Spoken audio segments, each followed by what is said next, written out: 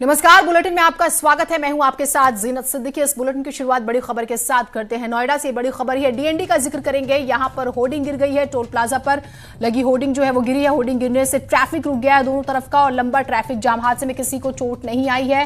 नोएडा आने वाले रास्ते पर यह होर्डिंग गिरी है। डीएनडी से आप वाकिफ होंगे। प्रीति, ताजा अपडेट्स क्या है?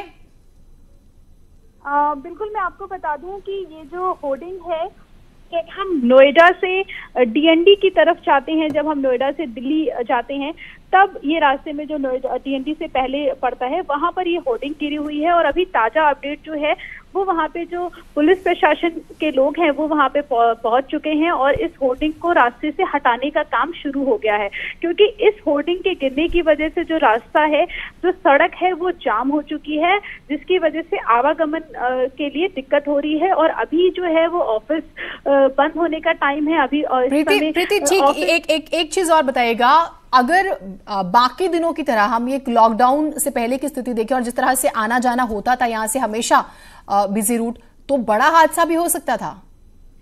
बिल्कुल, ये बहुत बड़ा हादसा हो सकता था कि अगर ये लॉकडाउन नहीं होता तो ये डीएनडी एक ऐसा रूट है जो हमेशा से ही चलता हुआ रूट है। वहां पे कभी भी गाड़ियों की जो रफ्तार है वो धीमी नहीं होती और गाड़ियां हमेशा ही वहां पे मूवमेंट होती रहती हैं।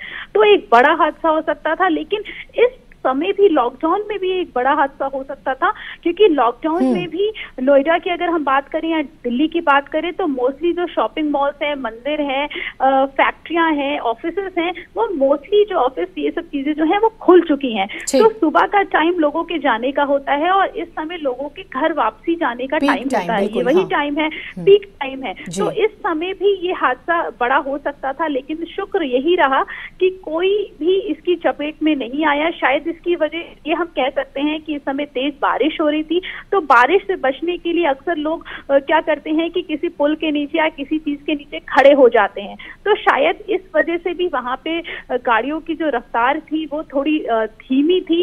तो इस होर्डिंग की चपेट में कोई भी मतलब कोई भी व्हीकल या कोई भी आदमी नहीं आया। तो इस वजह से ये जो हादसा है ये अच्छा रहा कि ये बड़ा हादसा नहीं हुआ, किसी को कोई नुकसान नहीं हुआ। लेकिन ये सबसे बड़ी लापरवाही ये है जो ये एड एजेंसियां हैं, ये एड एजेंसियां जो एड लगाती हैं, और नोएडा अथॉरिटी में ये एड लगाने का है कि इसमें जो एड एजेंसियां वो एड लगाती हैं, सरकारी एड लगते हैं और उसके एवज में इनको इस होर्डिंग्स जो लगती हैं बाकी इनके रख रखाव का काम उन एड एजेंसियों को करना होता है। लेकिन ये जो एड एजेंसियां हैं ये सरकार से, प्रशासन से मोटा पैसा तो ले लेती हैं एड के एवज में, लेकिन जहां तक रख रखाव का काम है तो रख रखाव का काम सही ढंग से नहीं किया जाता है और शायद सही ढंग से नहीं किया जाता है। इसी का नतीजा है ये आज जो होर्डिंग, इतनी बड़ी होर्डिंग, एक अभी जो आंधी।